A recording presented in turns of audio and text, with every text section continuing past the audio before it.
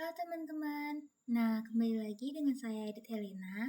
Nah, di sini saya akan menjelaskan di pertemuan 7. Nah, pertemuan 7 ini kita lanjut CRUD user, yaitu dia lanjutan teman-teman. Nah, ini seperti yang sudah saya buka, ini tampilan loginnya.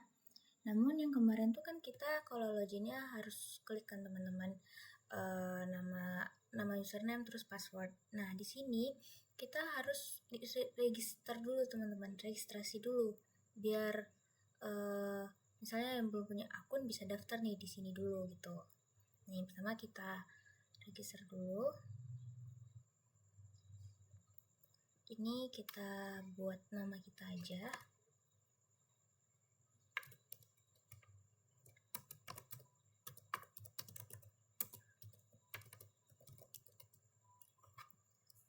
Terus ini kita buat email, terus passwordnya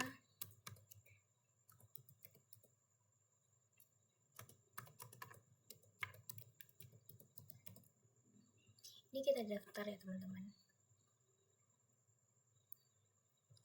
Ini berarti kita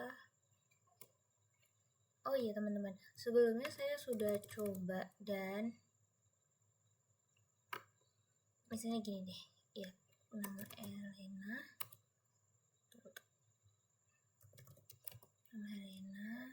terus ini kita bikin ini deh emailnya misalnya teman-teman. Terus ini kita buat ini 1, 2,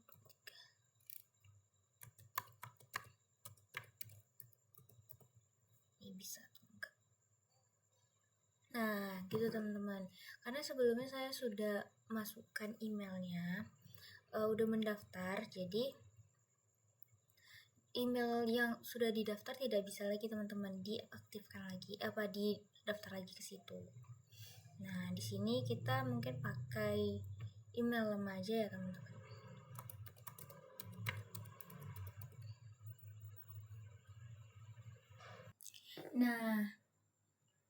Nah, di sini kita masuk ke halaman dashboard teman-teman. Di sini saya sudah menambahkan user, warga, terus ini apa teman-teman? Topik dari project saya, project Bina Desa saya. Nah, kebetulan kan topik saya itu produk hukum, dan di dalamnya itu ada kategori, jenis, dan lampiran teman-teman. Nah, di sini di lampiran ini saya bisa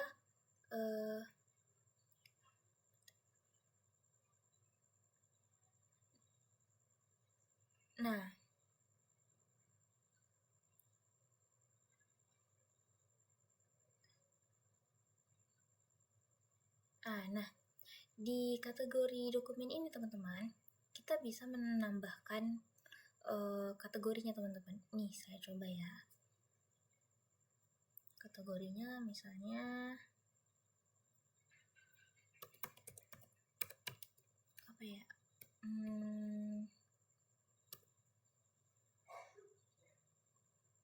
KM nih kali ya, deskripsinya tentang beberapa hal penting mengenai UKM.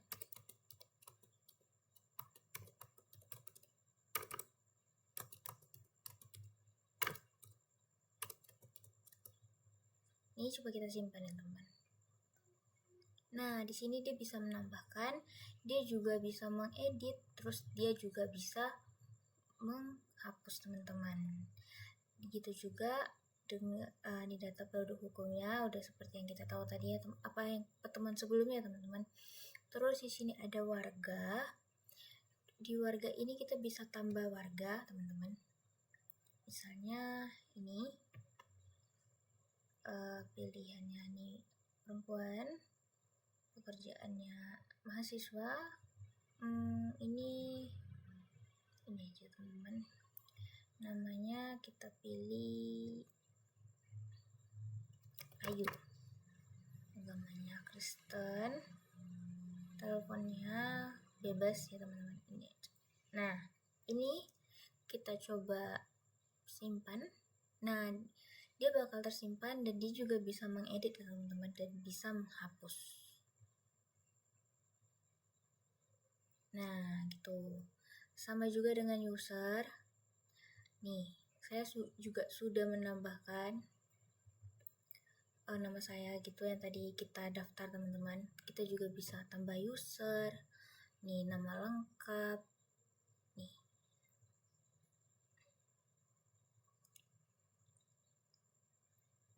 Biasanya kalau udah email yang terpakai nggak bisa lagi sih. Kita buat aja kayak ini. Terus passwordnya bebas, mau apa aja. Ini sebagai contoh aja teman-teman.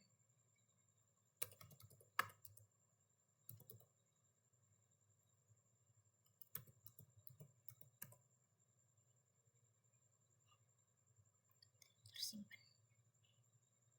Oh, passwordnya.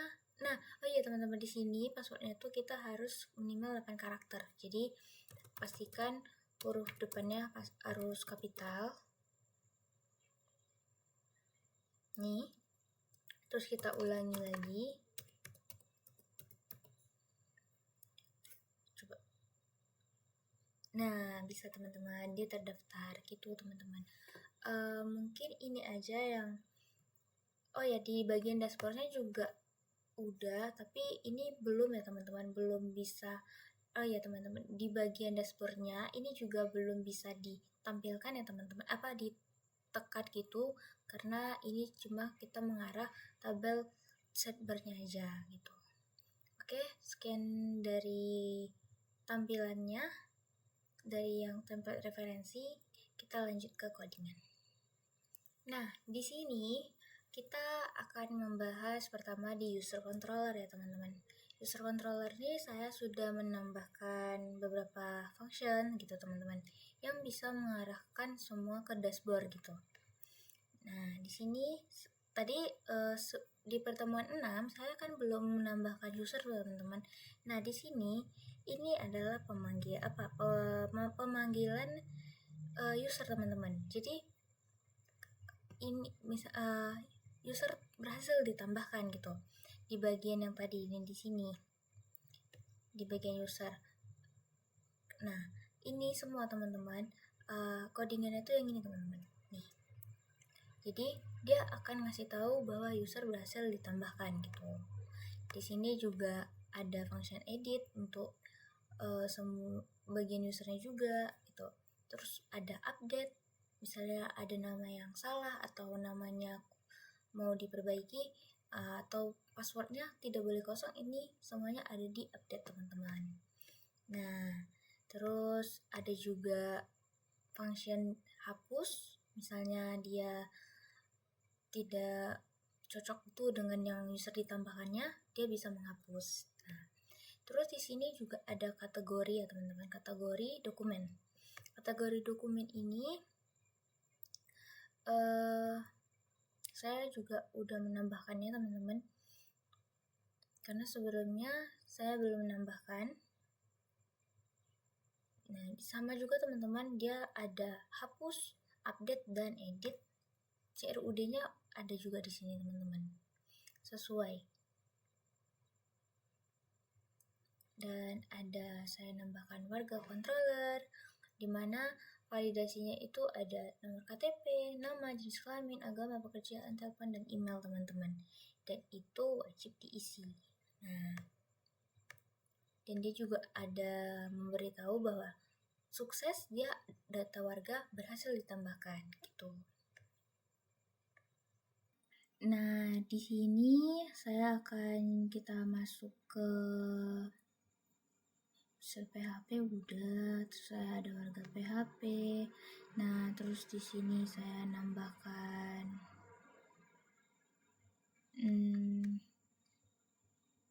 migrationnya teman-teman. Di sini ada create create produk hukum, terus ada create kategori dokumen, create jenis dokumen, lampiran, terus warga dan user gitu teman-teman. Nah, Ini berikutnya tabel yang saya buat ya teman-teman. Terus kita masuk ke aset admin ini apa ya teman-teman? Template saya ya teman-teman. Semuanya di sini ini bagian template. Nah, terus kita masuk ke view di login. Nah, login ini tampilan loginnya teman-teman, kayak warnanya, terus fontnya, button dan background colornya. Nah, di sini bakal ada kayak pesan error gitu teman-teman. Nah, terus dia akan mengakhiri dengan an if, terus dia akan misalnya sukses, dia akan mengakhiri dengan an if. Dia bakal ada pesan tuh teman-teman. Terus pemanggilannya juga out login post teman-teman. Nah, di sini saya menambahkan username dan password karena ini hanya halaman login teman-teman. Dan saya di sini menambahkan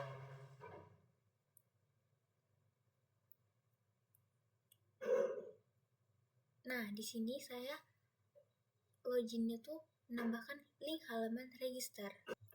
Nah, di sini saya menambahkan username dan password karena ini hanya halaman login teman-teman.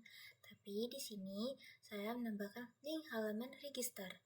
Itu perbedaannya teman-teman. Jadi, kita pas masuk ke login, itu kita harus daftar dulu teman-teman. Misalnya kita belum punya akun gitu. Jadi dia akan menampilkan halaman register. Ini teman-teman. Nih, halaman registernya. Dan register ini pemanggilannya ya teman-teman, rootnya. Dan ini username, email, dan password. Konfirmasi, terus misalkan emailnya sama, dia akan menampilkan pesan error teman-teman. Karena emailnya sudah ada gitu. Nah, terus karena sudah punya akun, kita akan kembali ke halaman login. Terus ini success blade-nya ya teman-teman, halaman suksesnya. Login berhasil, selamat datang Nona, masuk ke dashboard gitu. Terus ini dashboardnya teman-teman. Ini beberapa bodinya ya teman-teman, tampilannya. Ada colors, border, dan animasi, other juga.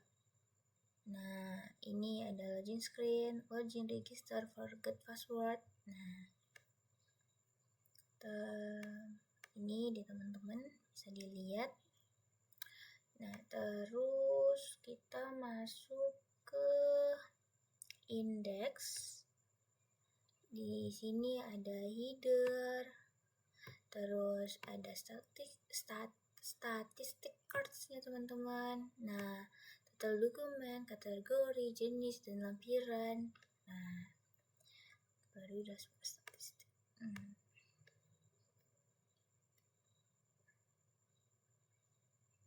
Nah,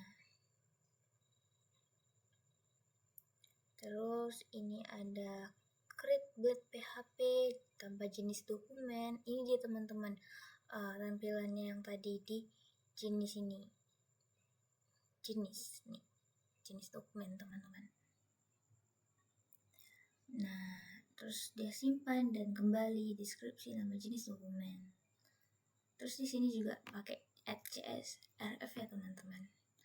Terus ini kategori udah. Terus kita masuk ke update PHP. Ini pemanggilannya teman-teman, href nih, asset admin vendor. Ini apa? Untuk template teman-teman nih, untuk templatenya. Dia ada setbar, ada wrapper, top bar, dan ini ada main kontennya teman-teman. Nah, ini main kontennya. Terus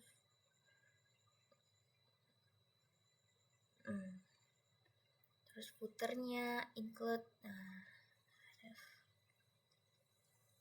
terus ini footer, ini setbarnya nih yang kita tambahin tadi teman-teman. Sebelumnya kan kita cuma menambahkan data produk hukum, sekarang kita udah nambahin warga, user, kategori dokumen, jenis, dan lampiran. Nah, di sini teman-teman. Terus ini ada sidebar yang di partial, teman-teman, partial. Nah, ini dashboard data lembaga desa, waduh hukum, ini pemanggilannya. Nah, udah, ini dia sama ya teman-teman, user, ini ada bisa create, edit, index, nah warganya juga. Nah, ini WPHP teman-teman, pemanggilan semuanya teman-teman. Nah, ini produk hukum, jenis dokumennya jenis dokumen, kategori, warga, dan user. Ini karena sebelumnya saya itu udah buat teman-teman, cuman lumayan banyak errornya, jadi saya bikin slash nih teman-teman, bahwa versi perbaikan gitu, biar enak nanti pas menjelaskannya gitu. Nah, mungkin udah itu aja yang bisa saya jelaskan dari codingannya. Kita lanjut ke GitHub. Nah, karena sebelumnya kita sudah git add, terus ini ada warning, ini nggak apa-apa ya teman-teman. Ini dia hanya peringatan gitu. Nih, kita lanjut aja git commitnya. Min m. Kita buat pertemuan 7. Nah, ini kita commit. Oke, ini yang udah kita buat ya teman-teman. Jadi dia udah nge-create semua. Terus kita git push.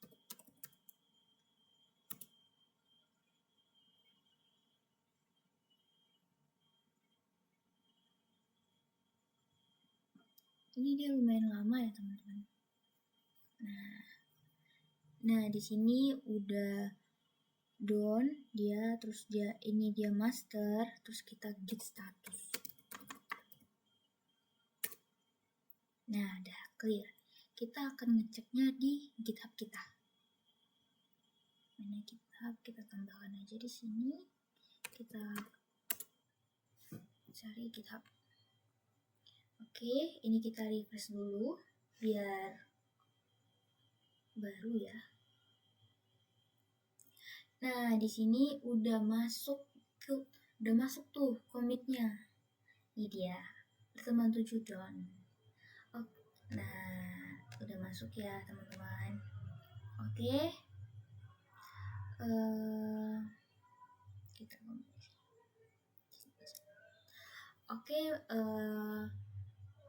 sekian dari saya menjelaskan pertemuan 7 tentang CRUD user ini, dimana kita menampilkan beberapa tabel user, warga, dan topik project Bina Desa kita.